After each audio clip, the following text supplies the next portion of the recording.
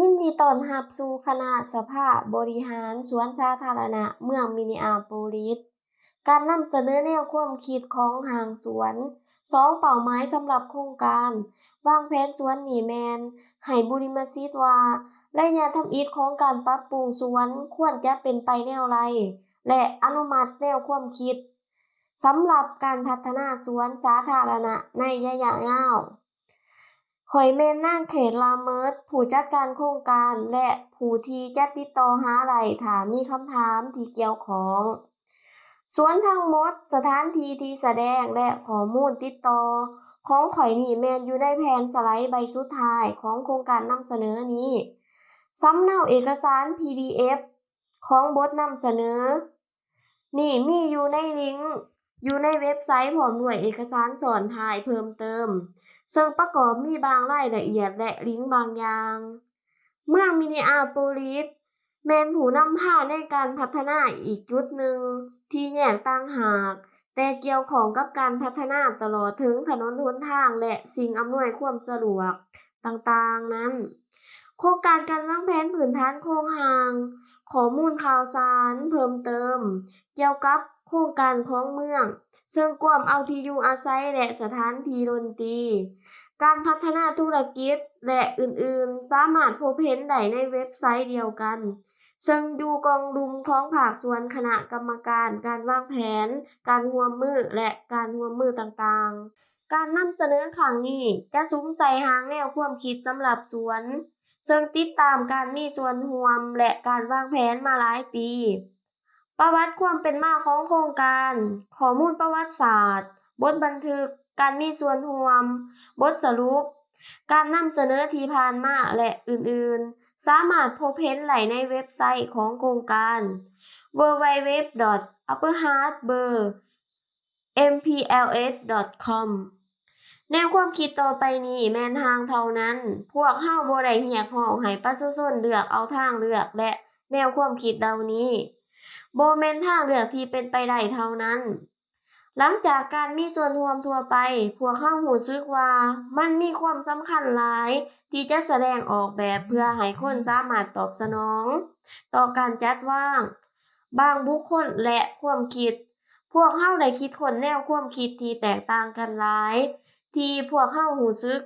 ตอบสนองกับข้อมูลที่พวกเรารวบรวมและหวังว่าสิ่งนี้จะมีส่วนพัวพันในระดับลึกซึ้งกว่าเก่านอกเหนือจากคณะสวนสมาชิกจากเปอร์กินวิลล์เอ็กซ์เชนจีจัตตาโพเซชันอาร์ตเดอะเมสเซจกรุ๊ปและโครงการสถานที่สาธารณะจะถูกนำเสนอพวกเรามีคนในทีมงานหลายสามารถให้การช่วยเหลือในการพบปะกับประชาชนด้านเทคนิคของโครงการและอื่นๆการมีส่วนร่วมและการวางแผนทั่วไปสำหรับโครงการนี้ได้เริ่มต้นในท้ายปี 2015 และขบวนการเฉพาะของสวนได้เริ่มต้นในฤดูร้อนปี 2019 เมื่อเริ่มต้นการออกแบบสวนคณะกรรมการสวนได้รวบรวมความคิดเห็นเกี่ยวข้องกับสวนที่เก็บกำมาแต่ปี 2015-2019 ข้อมูลนี้ได้ถูกจัดเรียงและจัดแจ้งเติมอีกโดยที่ปรึกษาเกี่ยวกับโครงการนี้พวกเราได้เปิดมีการสนทนาอย่างกว้างขวางในการสอบหาคุณค่าที่แตกต่างกันออกไปสร้างผลงานให้กับทุกคนสำหรับโครงการนี้พวกเรามีการประชุมคณะกรรมการการไปทัศนาอยู่สถานที่การจัดแจงในงานความคิดเห็นต่างๆอุปสรรคการสำรวจทางอินเทอร์เน็ตการไปพบปะอยู่ที่บ้านการเข้าร่วมกองประชุมอื่นๆการสัมภาษณ์สมาชิกชุมชนและอื่นๆปัจจุบันพวกเราได้มีคณะกรรมการที่ปรึกษาชุมชนจำนวน17คนหรือ CAC ที่ได้รับอาสาสมัครหลายชั่วโมงเพื่อรู้โครงการและให้การสนทนาและขอเสนอแนะที่จุดเป้าหมายของประชุม CAC แม่นประชาชนเสนอการมีส่วนร่วมและความคิดเห็นของประชาชนและสภาบริหารสวนพยายามที่จะนำเอาข้อมูลอื่นๆที่เก็บเอามาให้กับสถานที่ที่ศูนย์กลางนี้ก่อนที่พวกเราจะแสดงแนวความคิดพวกเราต้องการอยากแบ่งออกเป็น3เป้าหมายของ องค์การที่มีความสำคัญหลายกว่าโครงการนี้สวนนี่แม่นส่วนหนึ่งของสวนระดับภาคเหนือล้านเทิงของน้ำตกซึ่งเป็นเขตบุริมสิทธิ์สำหรับสวนเพื่อให้มีการเข้าถึงแม่น้ำและพื้นที่สีเขียวไว้ให้กับผู้มาเล่นโดยเฉพาะประชาชนทางเขตเหนือมินนีอาโพลิสเพราะเนื่องจากว่าชุมชนผิวดำชุมชนพื้นเมืองและประชาชนทุกผิวพรรณจะบ่ได้ถูกปล่อยปละละเลยให้อยู่กับมลพิษโดยเฉพาะคนผิวดำจากการถูกจำแนกเชื้อชาติระบบบังคับและสิ่งกีดขวางต่างๆเช่นพีเวและอุตสาหกรรมสวนแห่งนี้แม่นยินดีต้อนรับทุกๆคนที่ต้องการให้ชาวเมืองนี้ได้รับผลประโยชน์นำกันโดยสอดคล้องและมีความสมดุลกับเป้าหมายนี้แม่นคำมั่นสัญญาของสวนในการปกปักรักษาแม่น้ำและระบบนิเวศวิทยาและสร้างที่อยู่อาศัยตามแนวคิดเศรษฐกิจสากลที่สำคัญนี้มันเป็นสิ่งสำคัญที่จะรับรู้ว่าพวกเราอยู่ในดินแดนลาโกตาแต่ยังต้องรับรู้ว่าคำแถลงที่บ่ปฏิบัติตามการกระทำแม่นเป็นอันตรายหรือบ่มีความหมายหยังเลยในฐานะหน่วยงานหนึ่งพวกเรากำลังสอกหาการสร้างวัฒนธรรมและการปฏิวัติการรับรู้พื้นที่ดินในขณะที่เวียกงานนี้ส่วนใหญ่จะกลายเป็นโครงการแผนเดียวพวกเราได้พยายามแสดงวิธีการถึงโครงการนี้สามารถประกอบส่วนเข้าในเป้าหมายเหล่านี้ผ่านขั้นตอนต่างๆเช่นการออกแบบการวางแผนสำหรับการดำเนินงานต่อเนื่องต่อมาในการนำเสนอพวกเราได้ยกออกบางแนวความคิดของตัวอย่างเรียนรู้เพิ่มเติมในกองประชุมในวันที่28เดือนพฤษภาคมที่วางแผนกัน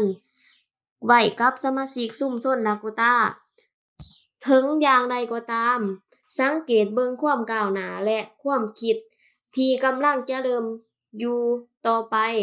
ย้อนว่าพวกเรามีหลายอย่างที่ต้องการเรียนรู้และการสืบต่อเฮ็ดเวียกนี้ต่อไปตัวแบบโครงการทานแม็กมิวสิกันและทานฟรีตีพาดแถว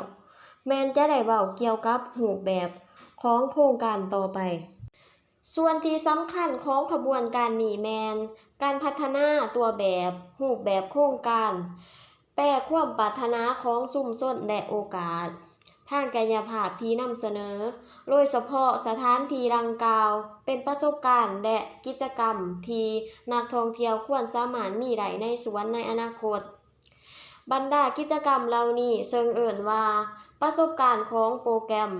เฮ็ดหน้าที่ใหญ่อยู่3อย่างคือ 1. ก่อนอื่นหมดให้คำแนะนำแก่ทีมงานออกแบบเกี่ยวกับโครงการใดที่พวกเขาต้องใส่ในสวนเพื่อช่วยเหลือประสบการณ์ของโครงการ 2. มันเป็นเครื่องมือให้ชุมชนในการประเมินความคิดการออกแบบที่แตกต่างกันโดยการแสดงวิธีการออกแบบแต่ละบุริมสิทธิ์กิจกรรมและประสบการณ์ที่แตกต่างกัน 3. ตัวแบบดังกล่าวเฮ็ดให้คู่มือในการกำหนดพนักงานงานชุมนุมกิจกรรมและโครงสร้างชั่วคราวภายในสวนเมื่อเปิดในขณะที่การออกแบบของเนื้อที่มีความสำคัญและส่วนหลายแม่นยังถูกกำหนดโดยการดำเนินงานต่อเนื่องการสร้างแบบแผนโครงการได้เริ่มต้นด้วยการวิเคราะห์ความเห็นหลายพันความคิดเห็นที่ได้รับความพยายามในการร่วมมือกันที่ผ่านมาโดยแนวใส่ความต้องการความอยากได้และความปรารถนาของผู้ที่อยู่อาศัยทางภาคเหนือมินนีอาโพลิสการค้นพบเหล่านี้ได้ถูกแลกเปลี่ยนและแบ่งปันโดย CAC หลังจากนั้นการวิเคราะห์และการร่วมมือของชุมชนทีมงานโครงการได้แสวงหาที่จะเข้าใจบ่เพียงแต่สิ่งที่อำนวยความสะดวกที่ประชาชนจะมักในสวนเท่านั้นแต่ยังมีรายละเอียดเพิ่มเติมเกี่ยวกับความดึงดูดของคุณลักษณะที่แตกต่างกันและวิธีการเหตุผลที่พวกเขาจะใช้สิ่งสำคัญเช่นแม่นการรับรู้ความต้องการและความปรารถนาที่แตกต่างกันหลายสำหรับพื้นที่นี้ ตั้งแต่กิจกรรมเป็นกลุ่มการเคลื่อนไหวจนถึงรูปแบบการบันเทิงที่ม่วนซื่นคุ้นเคยและมีลักษณะใหม่ สถานที่สาธารณะในอนาคตที่อยู่ Upper Harbour ควรจะแม่นบ่อนต้อนรับทุกๆคนทุกๆวัยรวมทั้งเด็กน้อยวัยรุ่นและผู้สูงอายุเป็นทุกคนและทุกกลุ่มองค์การจัดตั้งท้องถิ่นและนักท่องเที่ยวที่ต้องการค้นคว้าและอยากเรียนรู้เกี่ยวกับจุดพิเศษของสถานที่ด้วยความตั้งใจนี้และคาดหมายใส่กลุ่มผู้ที่สนใจใส่สถานที่พวกเราไล่พัฒนารูปแบบโครงการและมาตรการประเมินผลสำเร็จในแต่ละแนวคิด การดำเนินดังกล่าวพวกเราได้ยินและพัฒนา10ประสบการณ์โปรแกรมที่สวนควรสนับสนุนมันเป็นการเชื่อมต่อใส่น้ำทางเหนือมินิอาโปลิสแต่ละประสบการณ์ของโปรแกรมสามารถผลิตได้เพื่อให้มันสะท้อนและส้มเสยสนับสนุนวัฒนธรรมท้องถิ่นเดี๋ยวนี้พวกเราจะสัมภาษณ์โดยย่อเกี่ยวกับประสบการณ์ของโครงการและให้ตัวอย่างสำหรับวิธีการผลิตสวนในอนาคต การเชื่อมต่อกับน้ำทิวทัศน์ย่างหรือนั่งไกลแม่น้ำสัมผัสกับน้ำเข้าถึงด้วยทางเรือทางน้ำพวกเราเชื่อว่าการเข้าถึงน้ำแห่งนี้ต้องมีพนักงานคู่มืองานและอุปกรณ์ต่างๆเพื่ออำนวยความสะดวกให้แก่สมาชิกชุมชนที่คุ้นเคยกับการเดินเรือจุดเข้าถึงนี่บ่ควรจะเป็นทางเรือที่สัมพันธ์กับอีกทางเรืออื่น แคมเดินจะต้องอยู่ในสถานที่ใจกลางที่ติดกับสวนที่มีกิจกรรมต่างๆ แผนสไลด์ที่12ประสบการณ์ของโครงการและการจัดงานขนาดใหญ่ การจัดงานมหกรรมครั้งใหญ่ เทศกาลการแสดงต่างๆหูเงาสังคมบ้าน มีกิจกรรมและวัฒนธรรมของท้องถิ่นอยู่แคมแม่นำสามารถช่วยองค์การจัดตั้งและประชาชนทางเหนือ แนะนำผู้ที่อยู่อาศัยในสวนและเพิ่มความรู้สึกถึงความเป็นเจ้าของของทางเขตเหนือจัดงานซุ่มนุ่มน้อยและเหตุการณ์จัดงานซุ่มนุ่มและกิจกรรมน้อยๆพบพ้อกันแบบครอบครัวการกินข้าวปลาการแสดงศิลปะโรงเรียนภาษาที่เขตเหนือหลายคนบอกว่าพวกเขาอยากมีการกินข้าวปลาแบบครอบครัวอยู่แคมป์แม่น้ำและสถานที่ที่สามารถรองรับกลุ่มขนาดใหญ่ได้เช่น200คนอาจจะรับบ่ได้ทั่วถึงการใส่จ่ายการม่วนซื่นอาหารพืชผลปลูกซื้อม่วนซื่นเก็บเกี่ยวพืชผลปลูกปลูกอาหารเรียนการแต่งกินข้างนอกซื้ออาหารเข้าไปในตลาด อาหารสามารถปนเปื้อนกับสถานที่สาธารณะด้วยหลายวิธีและสวนควรให้มีความเสมอภาคและยุติธรรมทางอาหารและระบบต่างๆในท้องถิ่นผ่อนคลายในธรรมชาติพักผ่อนในธรรมชาติสถานที่ที่เงียบสงบภายในทิวทัศน์ธรรมชาติที่จะย่างนั่งเบิ่งแม่น้ำสวนควรมีพื้นที่ธรรมชาติอย่างต่อเนื่องขนาดใหญ่ พอที่จะเฮ็ดให้นักท่องเที่ยวที่นี้มาเที่ยวเพื่อความพักผ่อนสบายใจ การเรียนรู้และการศึกษา การเรียนรู้และการศึกษาโรงเรียนทางข้างนอกและในห้อง และการสร้างฝีมือแรงงาน สัญญาณการศึกษาบรรดาโครงการเล็งใส่อาหาร นิเวศวิทยา และวัฒนธรรมสวนเองสามารถเป็นโรงเรียนกลางแจ้งสำหรับบุคคล แต่สำหรับคู่มืองาน และโรงเรียนที่อาจจะพากลุ่มไปหาแม่น้ำ การสนับสนุนนักท่องเที่ยวน้ำดื่มที่พักอาศัยจากดินฟ้าอากาศซอกหาห้องน้ำพนักงานสนับสนุนนักท่องเที่ยวที่ต้องการบ่อนห่มสำหรับพื้นที่กินข้าวปลาบ่อนนั่งและบ่อนจอดรถและพนักงานที่ต้องการบ่อนเก็บเมียนและพื้นที่ต่างๆเพื่ออำนวยในสิ่งที่กล่าวมาทั้งหมดดินร่วมกันหลายรุ่น การดินร่วมกันหลายรุ่น สนามเด็กเล่น ดินฟรี เกมต่างๆ พวกเราได้ยินเรื่อยๆว่าสวนควรเป็นสถานที่เล่นสำหรับทุกเพศวัยกิจกรรมฤดูหนาว การเล่นสเก็ตน้ำก้อน การโน่นเดือนห้องเรียนฤดูหนาวนั่งอ้อมรอบผิงไฟ กิจกรรมภายในอาคาร พวกเราได้ยินความปรารถนาหลายสำหรับสวน สถานที่ที่สมาชิกชุมชนสามารถไปและม่วนชื่นได้ตลอดปี การเคลื่อนไหวและการออกกำลังกายพื้นที่กิจกรรมและกีฬา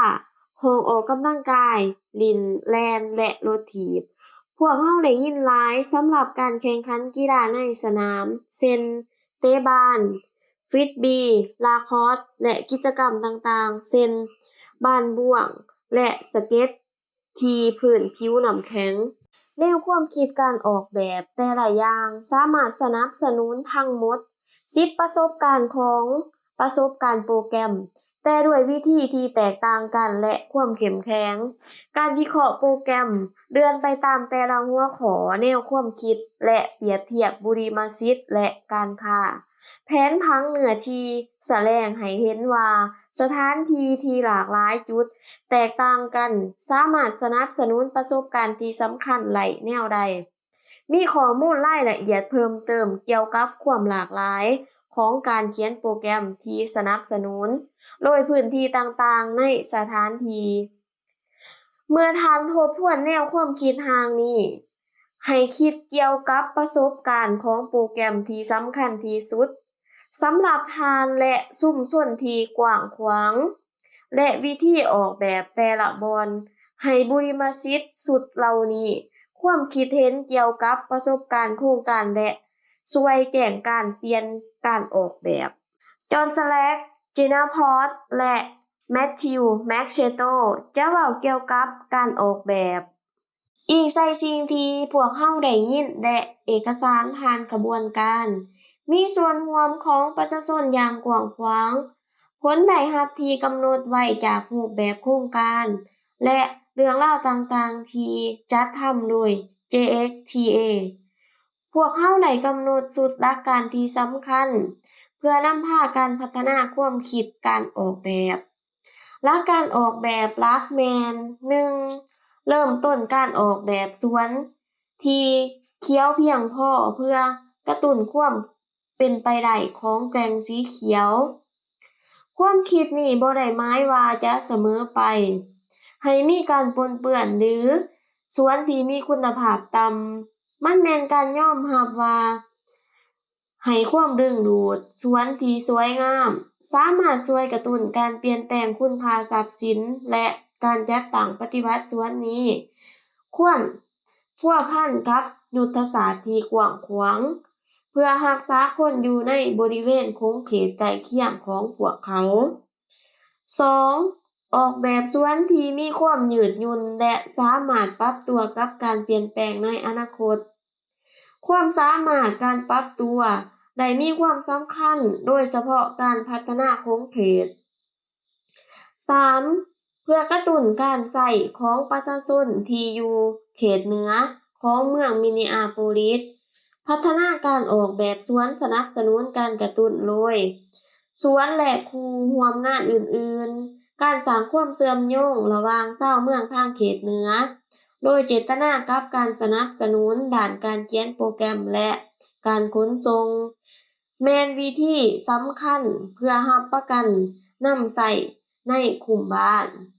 4. รับประกันการออกแบบสวนให้สอดคล้องกับความต้องการเพื่อรับประกันขึ้นที่จะมาสนับสนุนสวนสาธารณะในภาคพื้นในอนาคตในขณะที่แต่ละแนวคิดต่างกันมันจะรวมมีดังนี้ 1. ปรับปรุงระบบนิเวศตามแม่น้ำ 2. โอกาสในการสื่อสารศิลปะและวัฒนธรรมสาธารณะ 3. สถานที่แปรผันมีความหมายถึงการศึกษาเรียนรู้ 4. การบริหารจัดการน้ำท่วมและปรับปรุงพื้นที่บ่อนอยู่อาศัย 5. โอกาสสำหรับการสร้างเดินสีเขียว วิทยาศาสตร์ สาธารณะและการเขียนโปรแกรมสมใจการสร้างทักษะเดินสีเขียว 6. ทางเลือกพื้นที่ในอาคารที่หลากหลายพื้นที่กว้างขวางในอาคารชั่วคราวพื้นที่ที่แบ่งปันภายในอาคารพัฒนาหรืออาคารสาธารณะถาวรเทิงดินสวนมี3รายละเอียดเฉพาะที่ได้รวบรวมเข้าในแผนแนวความคิดของสวนในปัจจุบันแผนแนวความคิดบ่ได้รวมเอา 1. เครื่องเฟอร์นิเจอร์สวนทั่วไปเช่นโต๊ะตั้งรถถีบรถป้ายโต๊ะกินข้าวน้ำดื่ม 2. การออกแบบรายละเอียดเกี่ยวกับพื้นที่ที่มีภูมิสันฐานเตียงปลูกและต้นไม้ 3. ขนาดขององค์ประกอบสวนแนวความคิดของแม่น้ำเฉลิมฉลองความสัมพันธ์ของพื้นที่แม่น้ำมิสซิสซิปปีและเฮ็ดให้เส้นทางที่สามารถเข้าถึงได้ในการให้น้ำมีคุณลักษณะต้นตอเรียบตามแคมน้ำทิศตะเวนตกของสวนภูมิสันฐานทางน้ำอย่างต่อเนื่องการยกย้ายออกจากถนนบ้านเมืองและสวนทางบันไดขึ้นลิฟต์ตัวปรับกับน้ำพายุเข้าไปในแม่น้ำในที่สุดก็จะพบกับสายน้ำสายไหมทางทิศเหนือ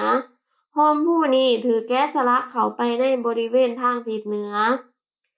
ช่วยให้แม่น้ำไหลเข้าสู่สถานที่ดังกล่าวและกลายเป็นจุดพิเศษการเข้าไปในสวนขั้วรถถีบคนย่างข้ามทางจะไปทางเขาถนนราวลิงสร้างประตูโค้งจดจำอยู่หน้าสวนโฮมตัวผู้มั่นแมนสถานที่สำหรับบอนนั่งซุ่มแซวพร้อมทั้งเป็นสถานที่ที่เปิดเรือคายักและเรือกาโน่เนโซเขาเป็นภูมิสันฐานนำสถานที่หลายๆจุดก็สร้างเป็นบอนที่มีความยืดหยุ่นสำหรับการรวบรวมและประสบการณ์ต่างๆทางทิศเหนือทางปูย่างที่มีความยืดหยุ่นได้เชื่อมต่อกับขัวขามไปหาแคมนำเดอพาซาและสถานที่โดมทางภาคเหนือกลายเป็นสถานที่สำหรับเต่าหู้มตลาดและงานต่างๆมีตามแม่น้ำให้เห็นเป็นภาพอยู่เบื้องหลังบางครั้งใช้เป็นสถานที่เต่าหู้มที่เงียบสงบใกล้ชิดหรือผสมผสานกับงานว่างแสดงสำหรับกิจกรรมที่ใหญ่กว่าสนามหญ้าหูบไข่สร้างพื้นที่ง่ายสำหรับโปรแกรมและงานบุญต่างๆรวมทั้งเกมที่เลือกเอาประจำวันผ่อนคลายและกินข้าวปลาระเบียงอยู่ขอบทางด้านตะเวนออกของสนามหญ้าเฮ็ดให้ผู้ใช้สวนอยู่บอนมีบอนอยู่ใกล้น้ำอยู่ทางทิศใต้บรรดาสถานที่เด่นสวนได้นำใช้และตีความหมายแบบแผนกาที่มีอยู่รูปทรงวงมนของโดมสามารถใช้เป็นพื้นที่กิจกรรมห้องเรียนข้างนอกสนามเล่นโดมหนึ่งจะมีการแสดงกิจกรรมหลายๆอย่างเช่นบ้านบ่วงออกกำลังกายกลางแจ้งหรือกีฬาสเก็ตและกีฬาอื่นๆเนื่องจากว่าสวนจะถูกสร้างขึ้นเป็นระยะแผนวาดเหล่านี้แสดงให้เห็นบอนที่จะเริ่มก่อสร้างพื้นที่สีเขียวแม่นง่ายที่สุดเป็นจุดที่จะเฮ็ดก่อนพื้นที่สีแดงเป็นสิ่งที่ท้าทายของการใช้จ่ายการอนุญาตหรือพิจารณาอื่นๆและพื้นที่สีเหลืองและสีส้มตกอยู่ในระดับกลางตามขอบเขตนั้นโดยทั่วไปแนวความคิดนี้แม่นง่ายที่สุดที่จะปฏิวัติจากภาคใต้หาภาคเหนือรูปภาพต่อไปแสดงการปรับปรุงขั้นตอนหนึ่งที่แนะนำแผนสไลด์28แนวความคิดการออกแบบ A ประสบการณ์ของแม่นำรูปภาพเหล่านี้แสดงให้เห็นถึงการปรับปรุงระยะหนึ่งที่ถูกเสนอในระยะทำอิฐสนามสวนดินทางภาคใต้แม่นได้รับการก่อสร้างพร้อมด้วยสนามหญ้ากลางหอมผู้ที่ถูกดัดแปลงเขาในช่องทางของลมพายุที่ง่ายได้และบันไดเลื่อนลิฟต์ถูกดัดแปลงเป็นอ่างรูปสุดท้ายนี้แสดงถึงวิธีการสีเขียวเพียงพออยู่ในสถานที่การยกย้ายโดมเหนือแม่นสร้างพื้นที่สีเขียวมีความยืดหยุ่นที่สามารถธรรมศาสตร์ได้ส่วนใหญ่มีเส้นทางและบอนนั่งที่จำกัดประสบการณ์แนะนำของระยะหนึ่งระยะที่หนึ่งแนวความคิดนี้ให้บุริมศิษย์ 1. เล่นกีฬาและสนามกีฬาที่มีการเคลื่อนไหวตามแบบแผนกวยที่กล่าวไว้ 2. กีฬาสนามหญ้าน้อย การพักผ่อนหย่อนอารมณ์สำหรับเกมธรรมดา 3. การชุมนุมขนาดน้อยและกิจกรรมต่างๆของชุมชนเกี่ยวกับสนามหญ้า 4. พื้นที่ธรรมชาติให้กับการเข้าสวนและ 5. พื้นที่กินข้าวปลาขนาดน้อยต่างๆ แผนสไลด์ 31 บทวิเคราะห์แนวความคิด A ประสบการณ์แนะนำการค้าขายทางนำการแลกเปลี่ยนแนวความคิดด้านการค้าแม่น 1. ระยะที่ 1 นั้นให้การเข้าถึงบางบุคคลน้อยลงและมีจุดเชื่อมต่อน้อยลงต่อแม่นำ 2. บ่มีบ่อนนั่งกินข้าวปลาหลายเท่าที่ควร แผนสไลด์ที่ 32 บทวิเคราะห์ความคิด A ประสบการณ์สร้างขึ้นเต็มส่วน ในการสร้างแนวความคิดนี้ให้สมบูรณ์ 1. โอกาสที่จะสัมผัสและพัวพันกับแม่น้ำได้รับผลสำเร็จสูงสุด โดยการสร้างหอมผู้ตรงกลางสวนและระเบียงไปหาแม่น้ำ 2. เดอะพลาซ่าและสนามหญ้าที่กว้างขวางสนับสนุนงานฉลองขนาดใหญ่กว่า 3. อาคารสาธารณะสนับสนุนการเขียนโปรแกรมเกี่ยวกับสนามหญ้าและสนามเล่น แผนสไลด์ 33 แนวความคิดการวิเคราะห์แนวความคิด A ประสบการณ์แนะนำเพียงสีเขียวเพียงพอถ้าว่าสีเขียวเพียงพอแม่นการก่อสร้างครั้งสุดท้าย คือส่วนใหญ่ของสวนจะเป็นพื้นที่ป่า พื้นที่สวนหลักจะมีสิ่งอำนวยความสะดวกด้านการเล่น พื้นที่กินข้าวปลาและทางย่างสามารถขยายออกได้ ค่อยพื้นที่มีพืชพันธุ์สามารถทดแทนกำแพงแม่น้ำและพื้นที่ข้างในสามารถอยู่ได้อย่างจำกัด แผนสไลด์ที่ 34 บทวิเคราะห์ความคิด A ประสบการณ์ของแม่น้ำบัลลามุดิมสิทธิ์ของโครงการและประสบการณ์ของนักท่องเที่ยวสำหรับระยะหนึ่งเชิงแสดงโดยสีสันที่แข็งไปทางซ้ายและการก่อสร้างครั้งสุดท้ายซึ่งเป็นตัวแทนโดยพื้นที่ที่ระบุเบื้องขวาแม่นถูกจับเอาเพื่ออ้างอิงในตารางต่อไปนี้ แผนสไลด์ที่ 35 แนวความคิดการออกแบบ B อาหารป่าเสบียงอาหาร แนวความคิดจัดให้มีอาหารป่าเสบียงอาหารคือแสวงหาอาหารพื้นบ้านและอาหารจากพืชผลปลูกหลักๆของโครงการนี้แม่นเสบียงอาหารทางทิศเหนือใต้เป็นทางปูย่างที่ตั้งอยู่ติดกับแม่น้ำมิสซิสซิปปีพร้อมด้วยที่ปิ้งอาหารผลปลูกชุมชนโต๊ะกินข้าวสถานที่ว่างแสดงที่มีความยืดหยุ่นและบ่อนนั่งเดียวและกลุ่มสิ่งที่โดดเด่นสามารถสนับสนุนตลาดงานประสัมปทานและหอแสดงข้างนอกและห้องน้ำภายนอกและห้องเรียนที่ใช้แบบแผนกาภายในที่เก่าแก่ขอบทางด้านตะเวนออกของเสบียงอาหารแม่นเป็นทุ่งหญ้าที่ค่อยสั้นที่หันไปสู่เขตดินทามที่ถูกกำหนดขึ้นใหม่กำแพงรีวีที่มีอยู่แล้วคิดว่าจะลดลงเพื่อให้ที่อยู่อาศัยทางด้านนิเวศวิทยาเพื่อประกอบและเจริญรุ่งเรืองต่อไปเสบียงอาหารยังประกอบให้มีการพัวพันโดยกงกับแม่น้ำในการหาปลาและส้มสายน้ำอ้อมห้อมและประดับประดาวัดสนิทนี่แม่นปลาอาหารธรรมชาติที่ถูกเสนอเป็นสวนกล้วยไม้พื้นเมืองที่สามารถกินได้เพื่อการปลูกเก็บเกี่ยวพื้นที่ปลูกไม้ชนิดนี้เฮ็ดให้อยู่อาศัยอุดมสมบูรณ์ให้แก่พืชและสัตว์พร้อมทั้งสภาพแวดล้อมที่บ่มีตัวตนเพื่อให้บุคคลเชื่อมต่อธรรมชาติภายในพื้นที่อาหารนี่แม่นการเก็บกู้สำหรับกิจกรรมเพิ่มเติมรวมทั้งเส้นทางที่เชื่อมต่อ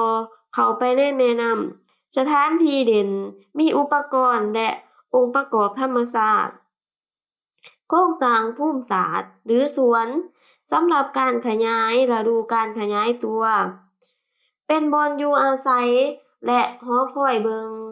เปลี่ยนจากลิฟต์บันไดเรือนที่มีอยู่แล้ว สถานที่เต่ารูปและสนามหญ้าน้อยดังกล่าวมาโดมทั้งหมดถูกเสนอย้ายออกในแนวความคิดแปลว่าแบบแผนหรือส่วนต่างๆของโดมอาจจะยังอยู่คือเก่าอาจจะเปลี่ยนไปมีความหมายใหม่ทางหาชั้นของทางขึ้นจะมองออกไปทางข้างนอกและจะเห็นทิวทัศน์งดงามหรือ nesting platform แผนสไลด์ที่36แนวความคิดการออกแบบ B อาหารป่าเสบียงอาหารเช่นเดียวกับแนวความคิดที่ผ่านมาวิธีการหนึ่งได้ถูกพัฒนาเชิงแสดงโดยกงถึงความสับสนของระยะการก่อสร้างการพิจารณาประกอบมีค่าใช้จ่ายการอนุญาตการก่อสร้างและการนำใช้โครงการที่มีอยู่ในสถานที่จุดโดดเด่นสีเขียวแม่นส่วนประกอบในแผนการที่ง่ายที่สุดที่จะจัดตั้งปฏิวัติออกของสวนหมากเกี่ยงปลาอาหารสถานที่เต่ารูปขนาดน้อยและเขตดินสีเหลืองและสีส้มความซับซ้อนปานกลางประกอบมีการจำกัดโครงสร้างของสถานที่ที่มีอยู่และพื้นที่ส่วนใหญ่ฮาร์ดสเคปและพลาซ่าอยู่ในพื้นที่สุดท้ายพื้นที่ที่แสดงก่อสร้างชิงท้าทายที่ใหญ่ที่สุดและรวบรวมด้านการต่างๆโดยกงเข้าไปในแม่น้ำมิสซิสซิปปีแผนสไลด์ที่37แนวความคิดการออกแบบ B อาหารป่าเสบียงอาหารระยะที่1สุดต่อไปของกราฟิกแสดงให้เห็นการปรับปรุงระยะที่1ที่เสนอการเพิ่มประสิทธิภาพหลายอย่างนี่ถูกเน้นเป็นสีเขียวหรือสีเหลืองในแผนสไลด์ก่อนหน้านี้ในระยะทำอิฐส่วนร้ายแมนเขตเนินสูงของสวนจะถูกสร้างสำเร็จรวมทั้งสวนธรรมศาสตร์หลายแห่งสวนหมากไม้ป่าอาหารสถานที่เต่ารูปขนาดน้อยและเขตลินนอกจากนี้เสบียงอาหารและห้องเรียนหอพิพิธภัณฑ์นอกของใกล้เคียงแมนส่วนหนึ่งของระยะนี้ย้อนว่าบางส่วนของโครงสร้างขนาดใหญ่และการเชื่อมต่อกระดานไฟฟ้ากับแม่น้ำจะเกิดขึ้นในระยะต่อมาการเชื่อมต่อชั่วคราวกับแคมป์น้ำและอาคารชั่วคราวก็จะเกิดขึ้นในระยะหนึ่งรูปสุดท้ายนี้แสดงถึงวิธีการสีเขียวเพียงพออยู่ในสถานที่การจัดเขตแดนทางเหนือและทิศตะวันตกสร้างสถานที่เต่าโฮมที่มีความยืดหยุ่นตืมแผนสไลด์ที่39ข้อมูลการวิเคราะห์ความคิด B เสบียงอาหารชั้นหนึ่งในระยะที่1แนวความคิดนี้ให้บุริมสิทธิ์คืออาหารมีสถานที่ที่หาอาหารสัตว์และผลปลูกจากการเก็บเกี่ยวกินข้าวปลาพื้นที่ปิ้งไฟตามแคมป์เขตประกาศและสถานที่สำหรับการเขียนโปรแกรมอาหารและการขยายตัวงานชุมชนน้อยๆและงานต่างๆที่ออกแบบสำหรับกลุ่มที่บ่เป็นทางการเช่นการฉลองแบบครอบครัวและหมู่เพื่อนการเชื่อมต่อกับแม่น้ำผ่านการส่งเสริมและการเบิ่งข้ามแม่น้ำที่มีความยุ่งยากน้อยที่สุดแผนสไลด์ที่40บทวิเคราะห์ความคิด B การค้าขายเสบียงอาหารการค้าด้านแนวคิดนี้รวมมีแนวคิดนี้บ่ได้สนับสนุนงานใหญ่ๆสำหรับ200กว่าคนแต่มันสามารถสอดคล้องเอื้ออำนวยงานขนาดน้อยต่างๆเช่นงานตลาดนัดตามแคมป์ของขอบแคมป์แม่น้ำจะปลูกเป็นการชั่วคราวระหว่างแคมป์ของและกำแพงน้ำที่มีอยู่เสบียงอาหารสร้างเต็มแผนในการสร้างความคิดนี้ให้สมบูรณ์แคมป์ฝั่งแม่น้ำถูกยกย้ายเฮ็ดให้สิ่งที่เหลือและสร้างสถานที่สำหรับบริเวณชีวภาพด้วยดินธาตุและเขตที่อยู่อาศัยที่เบื้องหลังของกำแพงที่เหลือ เสบียงอาหารเพียงพอที่มีสีเขียวเพียงพอถ้าว่าสีเขียวเพียงพอแม่นการก่อสร้างครั้งสุดท้ายพื้นที่อยู่เบื้องหลังของแคมแม่น้ำสามารถได้รับการตกแต่งอย่างถาวรด้วยพื้นที่ที่เบิ่งขาม ในที่สุดกำแพงน้ำจะถูกยกย้ายออกมาทดแทนด้วยเปิ่นผู้ที่มีพักแผนสไลด์ที่ 43 บทวิเคราะห์แนวคิด B เสบียงอาหารบรรดาบุริมชิตของโครงการและประสบการณ์ของนักท่องเที่ยวสำหรับระยะหนึ่งซึ่งแสดงโดยสีเดียวที่อยู่เบื้องขวาและการก่อสร้างสุดท้ายซึ่งเป็นตัวแทนโดยพื้นแผนสไลด์ที่ 44 แนวความคิดการออกแบบ C The Social Plaza แนวความคิดเกี่ยวกับการวางแผนนี่แม่นเฮ็ดให้พื้นที่ชุมชนมีความยืดหยุ่นสูงสุดด้วยการเต่าโฮมสถานที่ต่างๆในตอนท้ายของถนนราวดิ่งที่ยังให้การเชื่อมต่อโดยกงและทำอิฐของสถานที่ดังกล่าวพาซาสามารถรองรับโปรแกรมและกิจกรรมที่หลากหลายเดอะพาซาจะรวมเอาบอนนั่งศิลปะสถานที่ชุมชนต้นไม้และลักษณะการคุ้มครองพายุในตอนท้ายของเส้นทางขั้นตอนและเส้นทางที่สามารถเข้าถึงได้จะช่วยให้นักท่องเที่ยวมีส่วนร่วมได้ดีขึ้นเป็นส่วนหนึ่งของพาซาอาคารชั่วคราวจะถูกรวมเข้าเป็นโครงสร้างหลังคาสูงอาคารดังกล่าวสามารถบรรจุห้องการ MPRB บ่อนเก็บเมียนบ่อนพักผ่อนและพื้นที่เขียนโปรแกรมโครงประกอบเรือนยอดดังกล่าวจะช่วยปกปิด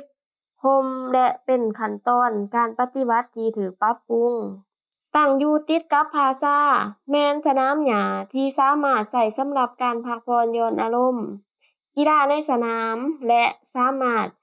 จัดกิจกรรมที่มีการวางแผนขนาดใหญ่ 2. ยกระดับลิฟต์บันไดเดือนถูกเสนอให้อยู่ทางทิศใต้ของสนามหญ้า 1. แม่นบอลเก็บเมียนน้ำพายุ 2. แม่นบอลเก็บเมียนสำหรับ MPRB โครงสร้างที่ 2. ยังสามารถให้เสียงและอุปกรณ์ AV สำหรับสนับสนุนดนตรีหรือโหกเง่าเทิงสนามหญ้ารวมทั้งหมดถูกเสนอให้ย้ายออกในแนวความคิดคล้ายคือกันกับสติปัญญาทำอิฐพื้นที่แบบแผนที่ 2 ภาคใต้จะถูกใช้ขึ้นเพื่อสนับสนุนการดินและการดินที่คล่องแคล่วและนอกจากการเรียนรู้ลิฟต์สีแดงจะถูกเปลี่ยนเป็นหอคอยเฝ้าระวังเบิงในความกว้างห้องผู้แนะนำพื้นที่อ้อมรอบแบบแผนกาจะถูกธรรมชาติเพื่อประกอบมีการคุ้มครองพายุการสัญจรพื้นเมืองการเฮ็ดให้ดินเจือนและหอมไหม้ของต้นไม้พื้นที่ที่สร้างความหลากหลายทางด้านนิเวศวิทยาหลายขึ้นและปรับปรุงที่อยู่อาศัยของพืชและสัตว์พื้นเมืองเขตบุริยทานที่มีทัศนียภาพบ่อนนั่งและบ่อนซุ่มส้นแดนตามแคมแม่น้ำและเชื่อมต่อกับภาคเหนือและภาคใต้สถานที่กำแพงแม่น้ำจะถูกรักษาไว้ดลชั่วระยะของชีวิตที่ยังบ่เพพังทางเรือใหม่จะถูกสร้างขึ้นตามเรียบแม่น้ำซึ่งเส้นทางนี้จะเข้าโดยทางลาดเพื่อสนองการเชื่อมต่อคนกับแม่น้ำแผนสไลด์ที่ 45 แนวความคิดการออกแบบ C The Social Plaza โดยท่านจอห์น30 วินาทีแนวความคิดนี้แม่นง่ายได้ที่สุดของ3ในการก่อสร้างคล้ายคือกับรูปภาพก่อนหน้านี้เนื้อที่ปลูกแม่นทั่วไปเป็นสีเขียวหรือง่ายที่สุดในการจัดตั้งปฏิบัติบรรดาโครงเขตที่เกี่ยวข้องกับโครงการที่มีอยู่แล้วแม้นมีความสับสนหลายและพื้นที่แม่น้ำแม่นสิ่งที่ท้าทายหลายที่สุดอิงตามการสับสนโดยรวมที่ถูกระบุไว้สำหรับแนวคิดนี้การปรับปรุงขั้นตอนที่ 1ที่แนะนำแม่นส่วนใหญ่อยู่ใกล้กับถนนดาวลิงและทางเข้าประตูหลักแผนสไลด์ที่ 46 แนวความคิดการออกแบบ C The Social Plaza การปรับปรุงระยะที่ 1 ร่วมมี Plaza คันไดแคมแม่น้ำพื้นที่สนามหญ้าและ แคมป์นำพื้นที่ทางใต้ของสนามหญ้าจะเป็นธรรมชาติเพื่อปรับปรุงด้านนิเวศวิทยาและชีวนานาพันธุ์ทั้งสองภาคใต้จะยังคงอยู่และมีเสถียรภาพและรับประกันความปลอดภัยถึงแม้ว่าพวกเขาจะมีการนำใจเป็นการเก็บรักษาชั่วคราวเส้นทางที่บ่เป็นทางการบ่อนนั่งสถานที่เรียนรู้กลางแจ้งจะถูกสร้างขึ้นในพื้นที่ธรรมชาติเพื่อให้มีประสบการณ์ทางธรรมชาติที่ลึกซึ้งกว่าเก่า Social Plaza รูปแบบสุดท้ายแม่นการแสดงวิธีการสีเขียวเพียงพออยู่ใกล้กับเขตหลังจากการปรับปรุงระยะที่1ที่ถูกเสนอทั้งสองภาคใต้สามารถถูกโยกย้ายและทดแทนด้วยพื้นที่ธรรมชาติที่เต็มไปทางทิศใต้ของสนามหญ้าพื้นที่ธรรมชาติที่ใหญ่กว่าโดยบ่มีกิจกรรมและพื้นที่การเล่นจะช่วยให้โอกาสการศึกษาและการเขียนโปรแกรมธรรมศาสตร์การวิเคราะห์ความคิด 4 Social Plaza ในระยะหนึ่งแนวความคิดนี้ให้บุริมสิทธิ์การเชื่อมต่อแม่น้ำผ่านแม่น้ำแคมป์บ่อนนั่งและโอกาสที่จะสัมผัสกับน้ำสามารถจัดงานขนาดใหญ่และขนาดน้อยอยู่เทิงสนามหญ้าและสวนพื้นที่ธรรมชาติการแลกเปลี่ยนด้านการค้าของแนวความคิดนี้รวมมีขาดสถานที่เด่นเป็นทางการบ่มีพื้นที่น้อยๆสำหรับการเต่าโฮมมีโอกาสน้อยกว่าจะสร้างและเรียนรู้ทักษะในการสร้างแนวความคิดนี้ให้สมบูรณ์พื้นที่เด่นอย่างเป็นทางการบ่อนจอดเรือแม่น้ำและเพิ่มทางเข้าถึงเรือนำพื้นที่ห้องเรียนข้างนอกพื้นที่วางระบบพื้นฐานโครงหลังสีเขียวและเพิ่มพื้นที่ข้างในถ้าว่าสีเขียวเพียงพอแม่นการก่อสร้างครั้งสุดท้ายพื้นที่กิจกรรมส่วนใหญ่ยังอยู่ใกล้กับทางเข้าสวนสถานที่เล่นและกิจกรรมจะยังจำกัดเว้นเสียแต่มีการชุมนุมประจำพื้นที่กินข้าวปลาและทางย่างสามารถขยายได้และปลูกใหม่พื้นที่ที่มีพื้นที่ธรรมชาติกำแพงนำสามารถถูกยกย้ายออกและทดแทนด้วยพื้นที่ที่มีพืชพันธุ์บรรดาบุญประสิทธิ์ของโครงการและประสบการณ์ของนักท่องเที่ยวสำหรับระยะหนึ่งซึ่งแสดงโดยสีสันที่ไปทางซ้ายและการก่อสร้างสุดท้ายซึ่งเป็นตัวแทนโดยพื้นที่ที่ระบุอยู่เบื้องขวาแม้นถูกจับเอาเพื่ออ้างอิงในตารางต่อไปนี้ถึงว่าจะมีความสำคัญต่อโครงการนี้มันมีทางเลือกน้อยในเขตสวนเส้นทางทิศเหนือและทิศใต้จุดหลักของสวนการนำเสนอผ่านมาชี้ให้เห็นถึงความสำคัญของการเชื่อมต่อและวิสัยทัศน์ของพื้นที่กว้างขึ้นในปัจจุบันถนนดาวลิงและบางที่ถนน33ไปทางทิศใต้แม่นแห่งเดียวที่มีสายเชื่อมต่อพื้นที่เส้นสวนมีขนาดเพื่อให้มีซึ่งยังเป็นถนนของเมืองสำหรับโครงการนี้แยกทางรถถีบและทางยางกันระหว่างการไหลเวียนแคมแม่น้ำค่อนข้างค่อยๆเพียงพอเพื่อสุกอยู่การสร้างสวนพันธุ์พื้นเมืองและเขตบำบัดน้ำและพายุโครงการคุ้มครองรัฐมี40ปีวอเตอร์แซดเมืองนักพัฒนาและคณะกรรมการสวนสาธารณะกำลังสำรวจระบบคุ้มครองพายุในระดับภาคพื้นที่สามารถป้องกันส่วนหนึ่งของน้ำที่ได้ออกจากเนื้อที่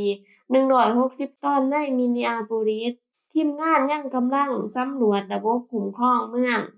บอนที่น้ำอยู่ในเขตแดน UHT คุ้มครองร่วมในทั่วเส้นทางบ้านเรือนคนในขณะที่มีหลายขั้นตอนและปัจจัยที่บ่รู้จักที่ต้องสอดคล้องสำหรับแผนการเหล่านี้ที่จะเกิดขึ้นสภาบริหารสวนสาธารณะสามารถเป็นเจ้าภาพปกครองคุ้มครองพื้นที่เพื่อช่วยและเพิ่มที่อยู่อาศัยให้แก่ระบบนิเวศวิทยาและประสบการณ์ในทั่วสวนมีหลายวิธีการส่งข้อความว่าไผมีบ่อนว่างสำหรับไผและไผได้รับการต้อนรับและส่งเสริมอยู่สวนถึงแม้ว่าหลายๆความคิดต่อไปนี้จะถูกพัฒนาขั้นตอนการออกแบบละเอียดกว่าพวกเขามีความสำคัญสำหรับสถานที่ที่เว้ากับผู้ใช้สวนและกลายเป็นคนที่มีความสนใจและเป็นเจ้าของการ ป้อนข้อมูลและความคิดสร้างสรรค์และความชำนาญจากสมาชิกชุมชนในดินแดนดาโกตาและประชาชนชนเผ่าพื้นเมืองได้มีการแนะนำและแนวความคิดบางอย่างจูทาโพซิชันอาร์ตแม่นเป็นกำลังนำพาความพยายามในการวางแผนแม่นบทด้านศิลปะสาธารณะและจะนำเสนอเกี่ยวกับบทเรื่องและโอกาสที่สำคัญของทางเหนือเมืองมินนีอาโปลิสผู้เฒ่าผู้แก่ผู้นำพื้นเมืองได้แสดงความปรารถนาที่จะเบิ่งระบบสวนการเชื่อมต่อระหว่างสถานที่แตกต่างกันวิธีการเชื่อมต่อนำเชื่อมต่อพวกเฮาทุกคนส่วนหลายคนมักเลือกที่จะพัวพันกับคณะกรรมการสวนโดยตรงหลายกว่าพัวพันแต่ละโครงการไปแต่ละครั้งแต่การเรียนรู้และการติดต่อพัวพันแบบคงที่ช่วยแจ้งความพยายามของแต่ละคนครูอาจารย์พื้นเมืองและนักศึกษานักศิลปินและผู้จัดการชนเผ่าพื้นเมืองจำนวนหนึ่งได้เบิ่งเห็นสถานที่สำคัญการศึกษาและการเรียนรู้ทั่วระบบสวนการร่วมเอาภาษาและประวัติศาสตร์สนับสนุนนักเรียนและครูสอนภาษาเป็นบอนที่ให้คนที่บ่แม่นชนเผ่าพื้นเมืองได้เรียนรู้เช่นกันด้วยความช่วยเหลือจากทีมงานดาโกตาพวกเราได้สอบหาวิธีต่างๆในการรวบรวมเอาข้อมูลเกี่ยวกับการเชื่อมต่อและทัศนะคนพื้นเมืองเขาในสถานที่สำหรับการสอนการเรียนรู้และการสะท้อนข้อความสำคัญอาจประกอบมีการตีราคาว่าภาษาและประชาชนดินแดนลาโกตาที่ดินวัฒนธรรมและศิลปะประกอบมีการพัวพันและการบ่แบ่งแยกต่างหากคำเว้าและความหมายแม่นมาจากแผ่นดินและการเรียนรู้ภาษาสร้างเป็นพี่น้องกับที่ดินการชี้แจงการเชื่อมต่อระหว่างเหตุการณ์ต่างๆสถานที่ต่างๆผ่านการสื่อสารพื้นเมืองการเชื่อมต่อเหล่านี้มีเส้นทางลุ่มและทางเทิงบ่อนที่อุตสาหกรรมอยู่ที่นี่เชื่อมโยงกับการสนธิสัญญาและการลักขโมยที่ดินทางภาคเหนือและภาคใต้ซึ่งแม่น้ำนี้ไหลผ่านทุ่งนาธรรมชาติและแม่น้ำบีโดเทหรือบ่อนเชื่อมต่อของรัฐมิสซิสซิปปีและแม่น้ำมินนิโซตานำเอาคุณค่าของคนพื้นเมืองมาสู่โครงการรับรู้บางที่อยู่ในสถานที่ที่พวกเราพยายามเฮ็ดความสะอาดของพายุเพื่อปกป้องแม่น้ำว่าสิ่งที่เกิดขึ้นกับน้ำเกิดขึ้นกับพวกเรายกตัวอย่างการขนส่งที่ดินที่ปนเปื้อนไปหาบ่อนถิ่มขี้เหงื่อเลือกที่จะบรรจุอยู่ในบ่อนที่ปลอดภัยและใส่พืชเพื่อกำจัดสิ่งปนเปื้อนยุทธศาสตร์เกี่ยวกับPolymerization นี่บ่ได้ผลสำหรับทุกๆสถานการณ์แต่มีความหมายดีหลายสำหรับเขตนี้ใช้โอกาสปิ่นปัวเหล่านี้เพื่อการศึกษาศิลปะและการแสดงออกเพื่อให้ประสบผลสำเร็จความคิดเหล่านี้และอีกหลายๆอย่างต้องได้พัฒนาไปพร้อมๆกันพร้อมกับความตั้งใจจากคณะสวนนอกจากการออกแบบสวนจากการเรียนรู้และเคารพเวลาของชนเผ่าพื้นเมืองการสนับสนุนศิลปินและการศึกษาการออกแบบการเขียนโปรแกรมผ่านแสดงศิลปะจูทาโฟซิชันในวิดีโอเอกสาร PDF แยกต่างหากส่วนหนึ่งของการสนทนาเกี่ยวกับการต่อสู้กับการปกปักรักษาสีเขียวแม้นว่าคณะสวนสามารถประกอบส่วนสร้างทักษะเส้นทางการเฮ็ดเวียกและเวียกเฮ็ดงานทำสำหรับสมาชิกชุมชนท้องถิ่นทางเขตเหนือแม้นอุดมสมบูรณ์ด้านสังคมและการเขียนโปรแกรมสามารถช่วยสนับสนุนผู้ประกอบการผู้เขียนนักการศึกษาผู้นำนักศิลปินและนักแสดงคณะกรรมการสวนสาธารณะยังมีความสนใจหลายในการขยายการจ้างงานเป็นเครื่องมือ สำหรับการเคลื่อนไหวสวนได้พบท่าแห้งของโครงสร้างพื้นฐานการฟื้นฟูในขณะที่มันยังไวเกินไปที่จะรับรู้เฉพาะแต่บางแนวความคิดรวมทั้งการพัฒนาสวนภายในเพื่อสนับสนุนต้นไม้และการเฮ็ดสวนทั่วระบบนำใส่น้ำฝนเพื่อปลูกต้นไม้ในเตียงหินเรียนรู้การเฮ็ดสวนการควบคุมการเซาะเจือนการคุ้มครองทรัพยากรธรรมชาติแนวพันธุ์การเก็บกำและการก่อสร้างและรักษาพื้นฐานโครงสร้างสีเขียวเช่นสวนฝนพื้นที่นิเวศวิทยาปูทางที่น่าประหลาดใจและอื่นๆแผนการพัฒนาโดยอิงใส่การออกแบบของสวนนี้และการร่วมมืออื่นๆความพยายามเหล่านี้สอดคล้องกับเป้าหมายเขตสีเขียวและเขตสัญญาและคณะกรรมการสวนจะสอบหาคู่มืองานและการสนับสนุนเพื่อการพัฒนาแนวความคิดเหล่านี้ขอบใจท่านที่อยู่กับพวกเราโดยผ่านการนำเสนอที่ยาวนานอีกครั้งหนึ่งพวกเราบ่ได้ให้ท่านเลือกและจัดอันดับตัวเลือกแต่เพื่อให้พวกเรามีปฏิกิริยาต่อสิ่งที่ท่านมักและบ่มักการป้อนข้อมูลใส่หางแนวความคิดเหล่านี้จะถูกรวบรวมโดยทีมงานกรรมการของสวนสรุปสังรวมสำหรับ CAC และสมาชิกชุมชนและนำใส่เพื่อเป็นการแนะนำให้ปรับปรุงสวนคณะสวนต้องดำเนินคำและแนะนำสำหรับระยะทำอิฐและทันทีของการปรับปรุง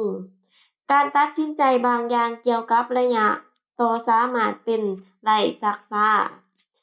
พวกเราได้คาดหวังว่าจะทบทวนคืนแนวความคิดเหล่านี้ตื่มอีกในกองประชุมเดือนมิถุนาและปรึกษาหารือเกี่ยวกับคำแนะนำที่ได้รับเดือนกรกฎาคมพวกเราจะรับเอาคำแนะนำจาก CAC พร้อมทั้งการค้นพบการมีส่วนร่วมทั้งหมดต่อคณะกรรมการบอนที่จะมีการไต่สวนในขณะที่พวกเราพิจารณาแผนการระยะทำอิฐของสวนการปรับปรุงควรจะเริ่มสร้างปี 2022 และเปิดปี 2023 ขอขอบใจท่านอีกเทื่อหนึ่งสำหรับการใช้เวลาและความตั้งใจของท่านและแบ่งปันความเห็นของท่านสังเกตเบิ่งที่สอดคล้องกัน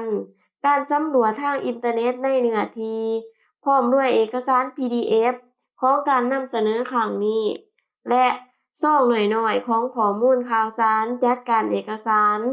เบิ่งการประกาศเกี่ยวกับโอกาสมีส่วนพัวพันการประชุมและข้อมูลเพิ่มเติมที่จะมาถึง